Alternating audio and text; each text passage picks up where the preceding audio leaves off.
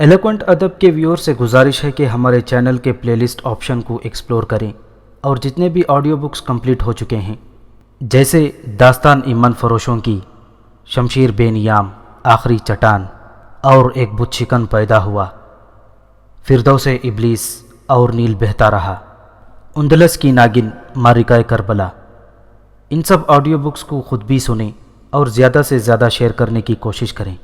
یہی ہمیں سپورٹ کرنے کا بہترین طریقہ ہے۔ جزاک اللہ۔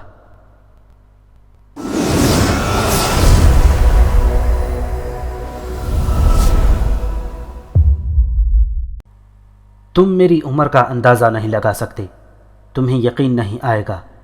میں صدیوں سے زندہ ہوں، میں ہر صدی میں رہا ہوں، تم مجھے صدیوں کا بیٹا کہہ سکتے ہو۔ بڑی حیرت انگیز بات کہی تو نے آشولے، لیکن تو جھوٹ نہیں بولتا، یہ کیسے ممکن ہے؟ میرے جسم نے صدیوں کی صعوبتیں جھیلی ہیں، میں فولاد سے زیادہ سخت ہوں، آگ میرے جسم کی خوراک ہے، میرے تجربے کو کون چیلنج کر سکتا ہے؟ آ میری ضرورت دیکھ اور یقین کر لے کہ میں نے غلط نہیں کہا ہے، لیکن میرا راز تجھ تک رہے تو ٹھیک ہے۔ اس طرح دوسرے لوگ بلا وجہ مجھے مافوق الفطرت سمجھنے لگیں گے اور اپنا اور میرا وقت برباد کریں گے، لیکن تجھے یہ جاننے کی ضرورت ہے تاکہ تو میری بات پر گردن جھکا کر سوچ میں نہ پڑ جایا کرے۔ میں نے اس کا بازو پکڑ کر اسے کھڑا کر دیا اور پھر اسے اپنے ساتھ لے کر چل پڑا۔ میں شرمندہ ہوں آشولے، شاید تو ناراض ہو گیا ہے، اس نے میرے ساتھ چلتے ہوئے کہا۔ نہیں، میرے جسم کو آگ کی طلب محسوس ہو رہی تھی، اس کے ساتھ ہی اگر تو میرے بارے میں جان لے تو یہ اچھی بات ہوگی۔ آگ کی طلب؟ پوگاس اور حیرت زدہ ہو گیا۔ تب میں نے خاموشی اختیار کر لی اور پھر اسے لیے ہوئے دہکتے الاؤ کے پاس پہنچ گیا۔ پوگاس کی سمجھ میں کچھ نہیں آ رہا تھا۔ ایک طویل عرصہ گزارنے کے بعد میں غسل آتش کرتا ہوں۔ آگ کی حرارت میرے جسم کو نئی زندگی بخش دیتی ہے اور یہ میری طویل زندگی کا راز ہے، میں تجھے اس کا ثبوت دینے جا رہا ہوں۔ تو کیا تو آگ سے غسل کرے گا آشولے؟ پوگاس نے حیرت سے آنکھیں پھاڑتے ہوئے کہا۔ ہاں میرے دوست، میرا انتظار کر، میں نے کہا، اور اس سے پہلے کہ پوگاس مجھے روکنے کی کوشش کرتا، میں نے دوڑ کر دہکتے ہوئے الاؤ میں چھلانگ لگا دی۔ خوفناک شعلے میری طرف لپکے، اس کے ساتھ ہی پوگاس کی دلدوز چیخ سنائی دی اور میں ہنس پڑا۔ پوگاس کے خیال میں حسین اور مدبر آشولے ہمیشہ کے لیے ان سے جدا ہو گیا تھا۔ وہ ایک رہنما سے ہاتھ دھو بیٹھے تھے، شاید اس رہنما کی کوئی کل ڈھیلی ہو گئی تھی، یہ پاگل پن نہیں تو اور کیا تھا؟ لیکن آگ، میری صدیوں کی دوست، میری روح کو غسل دے رہی تھی، میرے جسم میں لطیف قوت سمو رہی تھی، اور روشن آگ میں پاگلوں کی طرح منہ پھاڑے کنارے پر کھڑے پوگاس نے مجھے دیکھا تو میں شعلوں کو اپنے جسم پر مل رہا تھا۔ آشولے، آشولے، اس کی ڈوبتی ہوئی آواز ابھری۔ میں ابھی واپس آ جاؤں گا میرے دوست، میرا انتظار کر، میں نے چیخ کر کہا، لیکن میری آواز بھی اسے سماعت کا دھوکہ لگی ہوگی، میرا ہیولا بھی اسے نظر کا واہمہ محسوس ہوا ہوگا۔ ہاں، اس وقت اس کی حالت قابل دید تھی جب میں چاند کی طرح دمکتا ہوا سنہرا بدن لے کر اس کے پاس پہنچا۔ میرے انگ انگ میں جوانی رس رہی تھی، میں طاقت کے نشے میں مست ہو رہا تھا۔ آشولے، پوگاس کی دماغی قوتیں جواب دینے لگیں۔ یہ میرے بدن کی تصدیق ہے میرے دوست، میں تیرا ساتھی ہوں، میری آنکھوں میں صدیاں سجی ہوئی ہیں، میں نے ارتقاء کی بے شمار منازل دیکھی ہیں، اس لیے میری بات بلا چون چرا مان لیا کر۔ سو وہی ہونا چاہیے جو میں نے کہا ہے، چل واپس چلیں۔ اور پوگاس لڑکھڑاتے قدموں سے میرے ساتھ واپس چل پڑا، لیکن وہ بار بار میرے وجود کا تعین کرنے کے لیے مجھے دیکھ لیتا تھا۔ اس نے کئی بار ڈرتے ڈرتے میرے بدن کو ہاتھ بھی لگایا تھا۔ اس رات پوگاس پر کیا گزری ہوگی یہ مجھے معلوم نہیں، لیکن اس رات میں کنوارا تھا، آگ کے غسل نے میری شخصیت کا غبار دھو دیا تھا اور میری قوتیں اصل حالت میں تھیں۔ اس صبح پوگاس پھر میرے پاس حاضر ہوا۔ اس کی نگاہوں میں بے پناہ عقیدت تھی۔ اس نے میرے سامنے جھکتے ہوئے کہا، کیا تم مجھے اجازت نہیں دے گا اشولے کہ میں لوگوں کو بتا دوں کہ جسے ہم اپنے جیسا انسان سمجھتے تھے وہ انسان نہیں، دیوتا ہے۔ ہاں، میں ان سے کیوں نہ کہہ دوں کہ میں نے دیوتا کو پہچان لیا ہے، اور کیا وہ اس بات سے خوش نہ ہو جائیں گے کہ وہ دیوتا کی ہم نشینی میں ہے؟ نہیں پوگاس، ایسا کوئی کام نہ کر۔ لیکن کیوں؟ اس لیے کہ میں دیوتا نہیں ہوں۔ ہاں، میں نے تمہیں اپنے بارے میں جو کچھ بتایا ہے اس کے علاوہ میں اور کچھ نہیں ہوں، اس لیے مجھے دوسروں کی نگاہ میں وہی رہنے دے جو میں ہوں۔ لیکن اپنی آنکھوں سے سب کچھ دیکھنے کے بعد میں تجھے بھی انسانوں میں کس طرح شامل رہنے دوں آشولے؟ اگر کسی نے بھی ناوارفتگی سے تیرے ساتھ کوئی گستاخی کی تو وہ میرے لیے ناقابل برداشت ہوگی، لیکن میں اسے درگزر کروں گا۔ بس جیسا میں کہہ رہا ہوں ایسا ہی کر۔ اور پروفیسر، اب کیا مجال تھی کہ پوگاس یا اس کی عورت میرے حکم سے سرتابی کرے۔ چنانچہ اس دن صبح پوگاس نے تمام لوگوں کو جمع کیا۔ اس نے اپنی عورت کو اپنے نزدیک کھڑا کر لیا تھا۔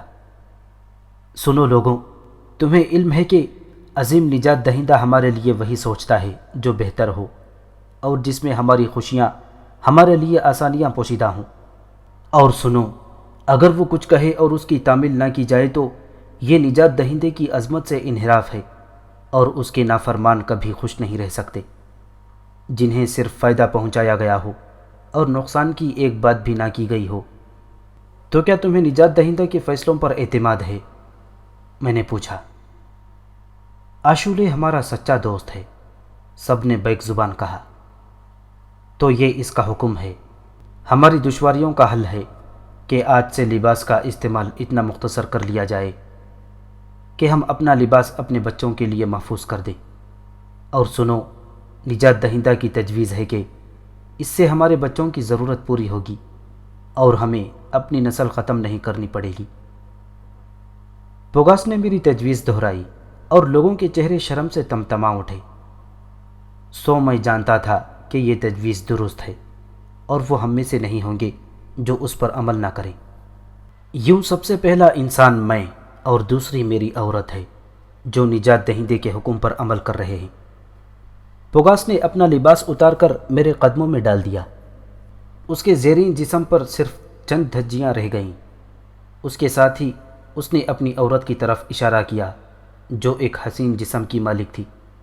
سو عورت نے آنکھیں بند کر کے پہلے اپنا اوپری جسم برہنہ کیا اور اس کے بعد وہ بھی صرف ایک دھجی میں رہ گئی۔ سب کی آنکھیں جھک گئیں۔ لباس تہذیب کی ضرورت تھی، لیکن مجبوریاں انسان کی فطرت تبدیل کرتی رہتی ہیں اور وہ بنتا جاتا ہے جو وہ نہیں ہوتا۔ لیکن ابھی برہنہ ہونے والے صرف دو تھے اور بہت مطمئن تھے وہ۔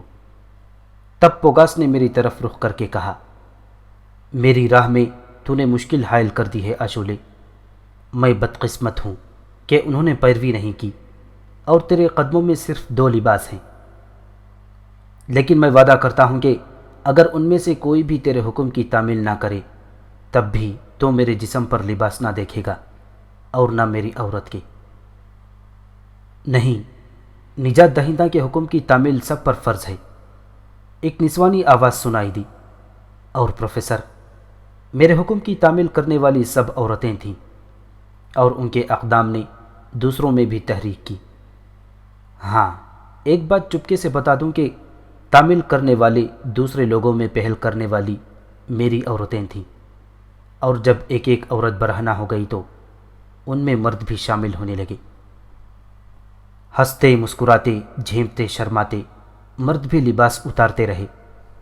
بڑا مضحکہ خیز منظر تھا۔ کسی کے بے ہنگم جسم کو دیکھ کر دوسرے ہنستے تھے۔ وہ ایک دوسرے کی جانب دیکھنے سے شرماتے، پھر دیکھتے اور مسکرا دیتے۔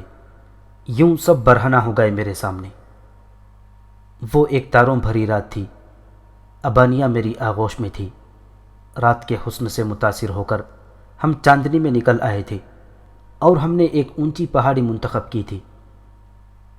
تو یوں یہ مسئلہ بھی حل ہو گیا اور اس کا اثر اچھا ہی ہوا۔ بچوں کے لیے لباس تیار کیے گئے اور اب سب خوش تھے۔ پھر جب پہلی عورت کے ہاں ایک ننھی سی مخلوق نے جنم لیا تو خوشیوں کی لہر دوڑ گئی۔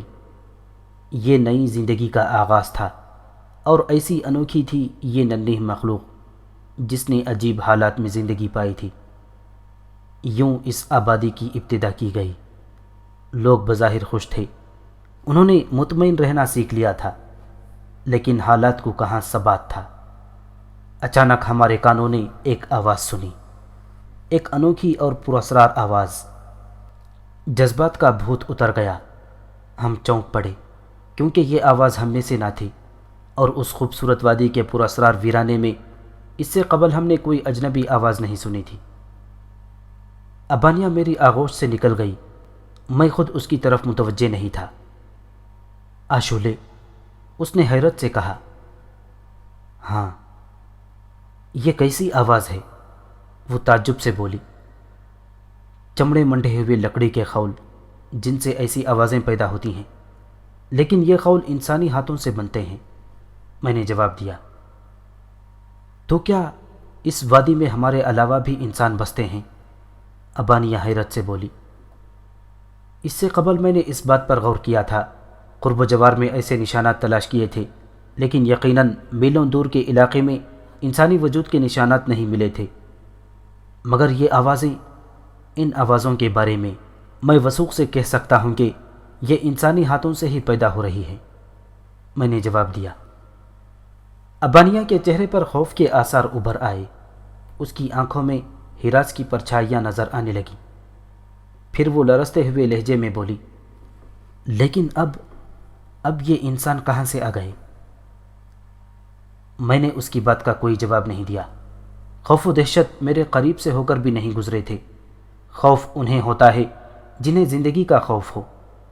میں نے ابانیہ کا بازو پکڑا اور اسے اٹھا دیا۔ ہاں، ہمیں واپس چلنا چاہیے، ہمیں دوسرے لوگوں کو آگاہ کر دینا چاہیے، ابانیہ نے کہا۔ میں نے ابانیہ کی شکل دیکھی۔ میرے اٹھنے کا یہ مقصد نہیں تھا، میں تو صورتحال معلوم کرنے کے لیے جانے والا تھا، لیکن ابانیہ کا خیال بھی درست تھا۔ پوگاس اور دوسرے لوگوں کو ہوشیار کرنا بھی ضروری تھا۔ لازمی ہے کہ وہ بھی ڈھول کی آوازیں سنیں گے اور سراسیمہ ہو جائیں گے۔ ایسی مشکل میں وہ کوئی احمقانہ اقدام بھی کر سکتے ہیں، مثلاً وہ مسلح ہو کر ان آوازوں کی طرف چل پڑیں اور نقصان اٹھائیں۔ نہ جانے ان لوگوں کی کتنی تعداد ہے، اور نہ جانے وہ کس ارادے سے اس علاقے میں آئے ہیں۔ چلو، میں نے ابانیہ سے کہا، اور وہ میرے ساتھ چل پڑی۔ اور ہمارا خیال درست ہی نکلا۔ پوگاس دوسرے چند لوگوں کے ساتھ ایک بلند ٹیکرے پر کھڑا وہ آوازیں سن رہا تھا۔ چونکہ چاندنی چٹکی ہوئی تھی، اس لیے اس نے ہم دونوں کو دیکھ لیا، اور پھر وہ جلدی سے ٹیکرے سے اتر آیا۔ تو نے وہ آوازیں سنی آشولے؟ ہاں، میں سن رہا ہوں۔ کیا یہ انسانی ہاتھوں سے بنائے ہوئے لکڑی کے خول سے نہیں بلند ہو رہی؟ تیرا خیال درست ہے، میں نے تائید کی۔ لیکن اس علاقے میں تو ہمارے سوا انسان نہ تھے۔ کہیں سے آ گئے ہوں گے، کہاں سے آئے ہیں اور کس ارادے سے آئے ہیں، یہ معلوم کرنے میں جا رہا ہوں، اور تیرے پاس اس لیے آیا ہوں پوگاس کہ اپنوں کو ہوشیار رکھنا۔ اس کی تلاش میں جانے کی ضرورت نہیں، کیونکہ میں جا رہا ہوں، اور اگر ان کا رخ اسی طرف ہے تو یقیناً میں ان سے پہلے یہاں واپس آ جاؤں گا، اور اس کے بعد تجھے ہدایت دوں گا۔ اور اگر کوئی خطرہ نہیں ہے اور یہ کوئی اور معاملہ ہے تو پھر میں اسے ایک تماشے کی حیثیت سے دیکھوں گا، اور تو فکر نہ کرنا، میں خطرے سے پہلے ضرور آگاہ کر دوں گا۔ جو حکم آشولے، پوگاس نے گردن جھکا کر کہا۔ بھلا وہ اب میرے احکامات پر کیسے تشویش کا اظہار کر سکتا تھا؟ اپنے دل میں تو وہ مجھے آسمانوں سے اترا ہوا دیوتا تسلیم کر چکا تھا۔ کیا میں تمہارے لیے ہتھیار لاؤں آشولے؟ ہاں، صرف میرا کھانڈا، اس کے علاوہ اور کسی شے کی ضرورت نہیں، میں نے کہا، اور پوگاس میرا کھانڈا لے کر آیا۔ ابانیہ نے میرا بازو پکڑ لیا۔ میں بھی تمہارے ساتھ چلوں گی آشولے، وہ سرگوشی کی انداز میں بولی۔ تم؟ میں نے ہچکچاتے ہوئے انداز میں اسے دیکھا۔ میں ضرور چلوں گی آشولے، میں ضرور چلوں گی، اس نے میری بازو پر گرفت سخت کر کے ضدی بچوں کے سے انداز میں کہا، اور اس کا یہ انداز مجھے پسند آیا تھا۔ تب میں نے گردن ہلا کر اس کی پشت تھپتھپائی اور وہ مطمئن ہو گئی۔ پوگاس، تم اگر چاہو تو بلند مقامات سے حالات پر نگاہ رکھو، میں چلتا ہوں، میں نے کہا، اور ابانیہ کا ہاتھ پکڑے ہوئے آگے بڑھ گیا۔ خود پوگاس کی بھی مجال نہیں تھی کہ وہ اپنی بہن کے بارے میں کوئی سوال کرے۔ چنانچہ میں آگے بڑھ گیا۔ ابانیہ میرے ساتھ تھی۔ سچ پوچھو پروفیسر، تو یہ لڑکی مجھے بہت پسند تھی۔ اس سے قبل کی بے شمار عورتیں بھی اپنے اندر خصوصیات رکھتی تھیں، لیکن اس کی کم سنی میرے لیے بہت دلکش تھی۔ عمر کے لحاظ سے بھی وہ کم تھی، جسمانی طور پر بھی وہ بہت چھوٹی لگتی تھی۔ اس کی اداؤں میں بچپن تھا، وہ بچوں کی طرح ضد کرتی تھی۔ چنانچہ اپنی اس پسندیدہ لڑکی کو لے کر میں ان آوازوں کی سمت چل پڑا۔ میرے کان ہواؤں کے رخ پر ان آوازوں کی سمت تلاش کر رہے تھے، اور مجھے یقین تھا کہ میں نے صحیح رخ اختیار کیا ہے۔ لمبا سفر ہو سکتا ہے ابانیہ، میں نے راستے میں کہا، کیونکہ آگے بڑھنے کے بعد محسوس ہوا تھا کہ ہوائیں ان آوازوں کو قریب لے آئی ہیں، ورنہ یہ اتنی قریب کی آوازیں نہیں تھیں۔ تم ساتھ ہو آشولے، وہ محبت بھرے انداز میں بولی، لیکن تم تھک جاؤ گی۔ تمہارے ساتھ کبھی نہ تھکوں گی، خواہ زندگی بھر چلتے رہو۔ وہ خالص رومانی گفتگو کر رہی تھی۔ غور کر لو، میں نے پوچھا۔ کر لیا، اس نے بڑے وثوق سے کہا، اور اس کے اس الڑ پن کے جواب میں میرے ہونٹوں پر مسکراہٹ پھیل گئی۔ میں تمہیں بہت پسند کرنے لگا ہوں ابانیہ، میں نے کہا۔ دوسری لڑکیوں سے زیادہ؟ ہاں، شیرایہ سے بھی زیادہ۔ اس کے لہجے میں خوشی تھی۔ ہاں، اور سباستا، میرا مطلب ہے سباستا سے بھی زیادہ۔ اس کی معصومیت ابھر آئی۔ میں کہہ چکا ہوں، یہاں موجود تمام لڑکیوں سے زیادہ، میں نے جواب دیا، اور وہ چلتے چلتے رک گئی۔ ہائے آشولے، ایک بار پھر یہی بات کہہ دو۔ چلو، میں نے اس کا ہاتھ پکڑ کر کھینچتے ہوئے کہا۔ اگر ڈھولوں کی آواز مسلسل نہ آ رہی ہوتی تو اس کے اس ادا کو نظر انداز نہ کرتا، اور اپنی اس معصوم ادا کے جواب میں ابانیہ کو سخت مشکلات سے دوچار ہونا پڑتا۔ لیکن اجنبی آوازوں کا تسلسل ہر قسم کے جذبات پر حاوی تھا۔ میں ان کے بارے میں جان لینا چاہتا تھا۔ یہ ویران لیکن جنت نظیر علاقہ، جہاں میں نے ان لوگوں کو آباد کیا تھا جو زندگیوں کی تاریکیوں میں بھٹک رہے تھے۔ انہوں نے میرے اوپر اعتماد کیا تھا، انہیں میرے اوپر بھروسہ تھا۔ میں نے ایک لفظ کہا اور وہ اس پر عمل کرنے پر کمر بستہ ہو گئے۔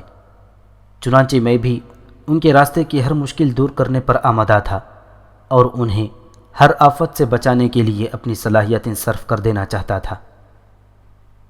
اور یہ اجنبی آوازیں، ان آوازوں کا راز جاننا ضروری تھا۔ کون ہے، کیا چاہتا ہے، کہاں سے آیا ہے؟ اس کا مطلب تھا کہ اس علاقے کو دیکھنے کے لیے میں نے جہاں تک سفر کیا تھا وہ کافی نہ تھا۔ مجھے کچھ اور آگے دیکھنا چاہیے تھا، وہاں جہاں سے یہ لوگ آئے تھے۔ میں آگے بڑھتا رہا۔ ابانیہ میرے قدموں سے قدم ملا رہی تھی۔ چاند ہمارے ساتھ سفر کر رہا تھا، اور ہوائیں ان آوازوں کی سمت بتا رہی تھیں۔ درحقیقت آوازیں ہمارے اندازے سے بھی دور تھیں، لیکن ہمت ہارنے کا سوال ہی نہیں پیدا ہوتا۔ سفر، طویل سفر، ہم چلتے رہے، لیکن شیطانی آوازیں دور تھیں۔ کئی بار میں نے سوچا کہ ممکن ہے میں نے کوئی غلط سمت اختیار کی ہو، لیکن صدیوں کا آشنا کار اس قدر دھوکہ تو نہیں کھا سکتے تھے۔ سمت درست تھی، جس کی تصدیق ہو گئی۔ اب آوازوں میں تبدیلی ہو گئی، وہ زیادہ واضح اور زیادہ قریب سنائی دینے لگی تھیں۔ چاند اپنا سفر ختم کر چکا تھا، نہ جانے ہم کہاں نکل آئے تھے، بے شک اس جگہ سے بھی دور جہاں میں اس سے قبل آیا تھا۔ اجنبی علاقہ شروع ہو گیا تھا، پہاڑ خشکی اختیار کر رہے تھے، سبزہ ختم ہوتا جا رہا تھا، اور اب پیروں کے نیچے چٹیل زمین تھی۔ دفتن مجھے ابانیہ کا خیال آیا، پھول سی نازک لڑکی جس نے میری محبت میں میرے ساتھ آنے کی کوشش کی تھی، جس نے کہا تھا کہ سفر کتنا ہی طویل ہو وہ میرا ساتھ دے گی، اور وہ میرا ساتھ دے رہی تھی، لیکن رات بھر کے فاصلے، کیا وہ تھک نہ گئی ہوگی؟ میں نے اس کے چہرے کی طرف دیکھا، اس کے ہونٹ بھینچے ہوئے تھے، لیکن وہ ان سے تکلیف کی کوئی آواز خارج نہیں ہونے دے رہی تھی۔ اس نے مجھ سے وعدہ کیا تھا۔ مجھے اس کی اس معصومیت پر بھی پیار آ گیا۔ میں نے اس سے کوئی بات نہیں کی، رکا اور اسے کسی گڑیا کی مانند اٹھا کر کندھے پر بٹھا لیا۔ اس کے منہ سے ہلکی سی چیخ نکل گئی تھی، اور پھر جب میں آگے بڑھا تو اس نے مچلتی ہوئی آواز میں کہا، اس کی ضرورت نہیں تھی آشولے، میں ٹھیک ہوں۔ ٹھیک ہے، یہ میری خوشی ہے، میں نے تیزی سے آگے بڑھتے ہوئے کہا۔ بھلا اس نازک سے وزن کا مجھے کیا احساس ہو سکتا تھا؟ وہ خاموش ہو گئی اور میں آگے بڑھتا رہا۔ مشرق سے سفیدی ابھرنے لگی تھی اور میں خیالات میں ڈوب گیا تھا۔ ڈھول کی آوازیں اب بالکل قریب ہوتی جا رہی تھیں۔ رات کی خاموشی میں ہوائیں ان آوازوں کو لے کر ہمارے پاس پہنچ گئی تھیں، ورنہ یہ فاصلہ کم نہیں تھا، اور اگر دن کا اجالا ہوتا تو ممکن ہے ہم ان آوازوں سے لا علم ہی رہتے۔ بہرحال اب ان کا راز معلوم ہونے والا ہی تھا، اور میں ہوشیار بھی ہو گیا تھا۔ ظاہر تھا کہ ڈھول کی آوازیں انسانی ہاتھوں کی رہین منت ہوں۔ چنانچہ میں ان انسانوں کے بارے میں جانے بوجھے بغیر ان کے سامنے نہیں آ سکتا تھا، میں ان سے پوشیدہ رہنا چاہتا تھا۔ اور اب آوازیں بالکل قریب تھیں۔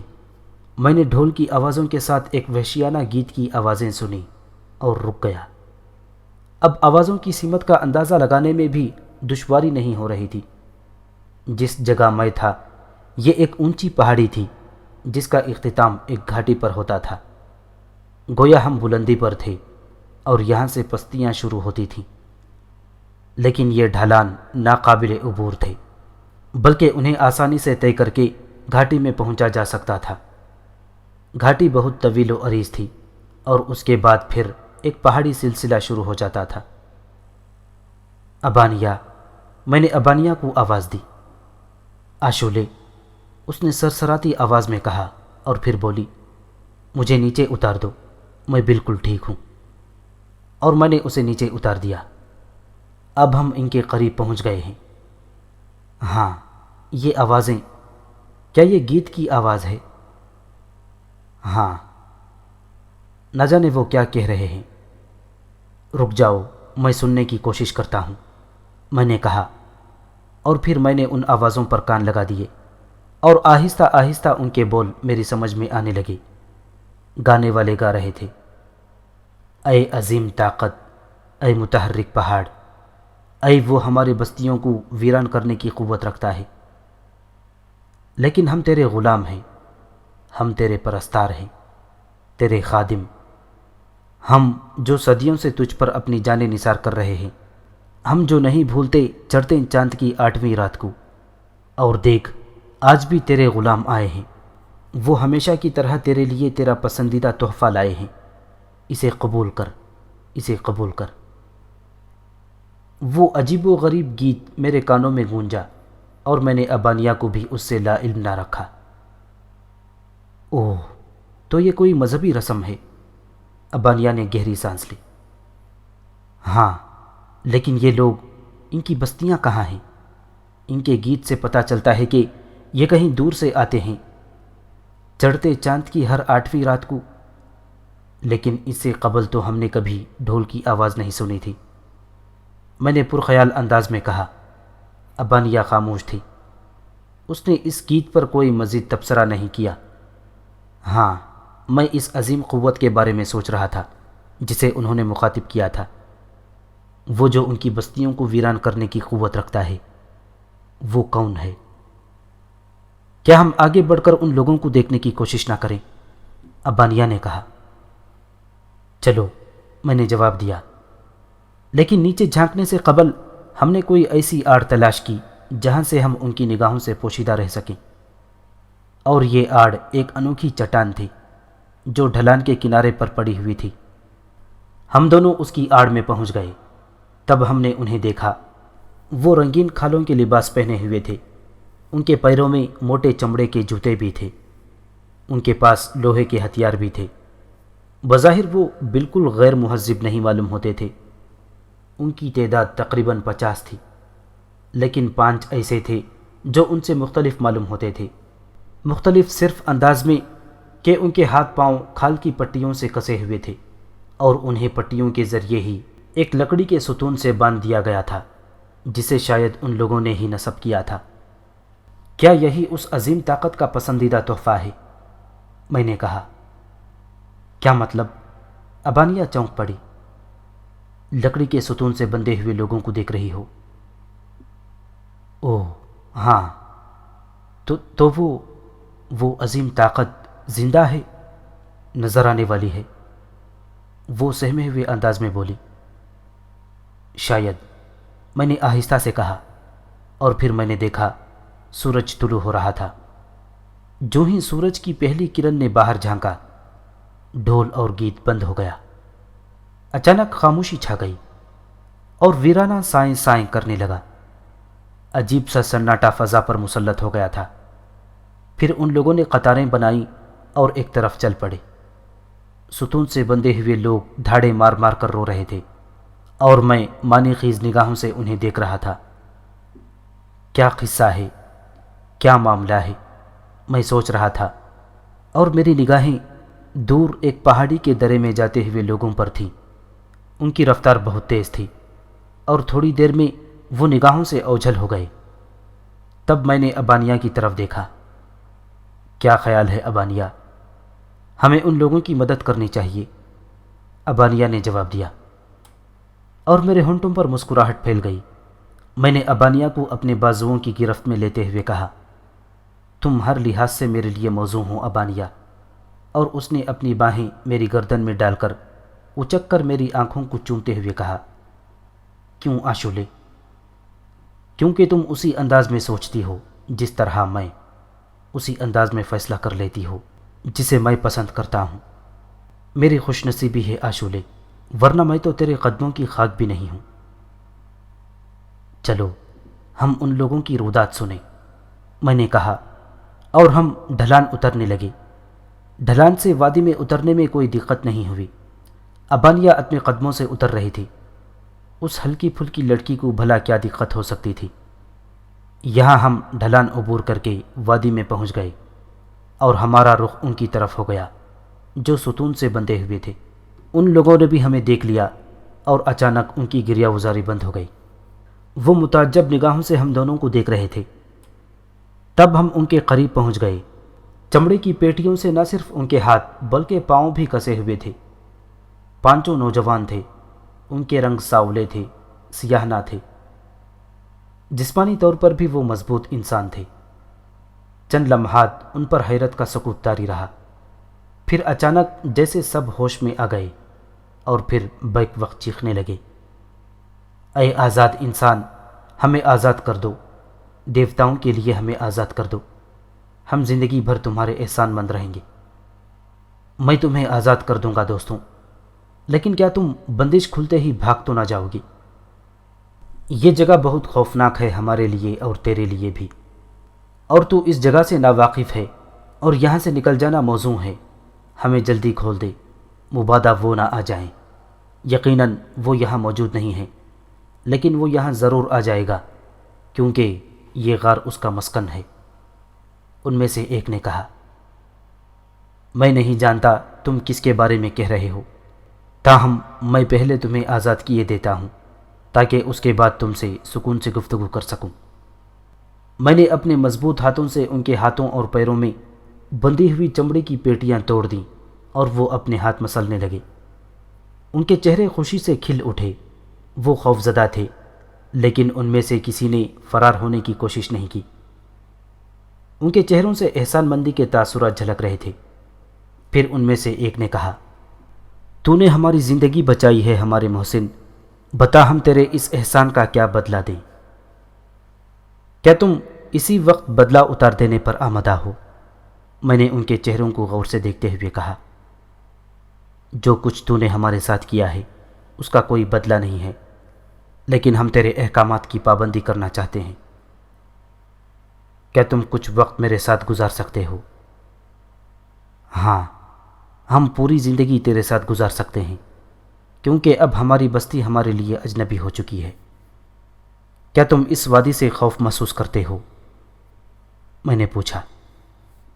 ہاں، اگر تو ان علاقوں سے اجنبی ہے تو جان لے یہ وادی موت کی وادی ہے، کیونکہ یہاں وہ بھیانک طاقت رہتی ہے جس کا نام نمیون ہے۔ اس کے نام کے ساتھ ہی ہمارے رونگٹے کھڑے ہو جاتے ہیں کہ دیوتا ہمیں نمیون کی شکل نہ دکھا دے۔ ان میں سے ایک نے کہا۔ خوب، تو چلو بلندیوں پر چلیں اور وہاں چل کر گفتگو کریں، میں نے پیشکش کی۔ اس سے کوئی جگہ محفوظ نہیں ہے، تاہم یہاں سے نکل چلنا ہی بہتر ہے، انہوں نے کہا، اور ہم نے واپسی کا سفر شروع کر دیا اور تھوڑی دیر کے بعد ہم اوپر پہنچ گئے۔